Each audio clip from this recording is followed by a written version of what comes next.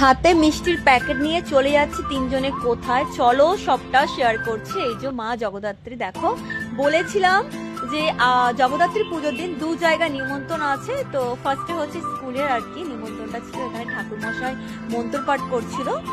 আর এই যে আমরা যে মিষ্টি নিয়ে গেছিলাম হাতে করে, দেখো ঠাকুর মশাই পাশে মার কাছে রেখে দিয়েছিল খুলে আর কি, দেখে ভালো লাগছিল। আর এদিকে সাইডে আর কি অনেক রকমের ঠাকুর এখানে আছে প্রচুর, এখানে গোপাল ঠাকুর আছে, কত মিষ্টি লাগছে, লোকনাথ ঠাকুর আছে।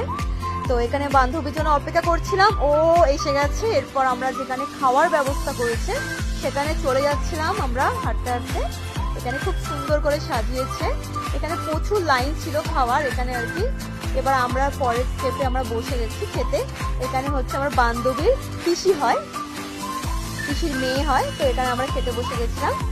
আর মা আমরা বসেছি সাইডের দিকে আর ওরা বসেছে ওদিকে।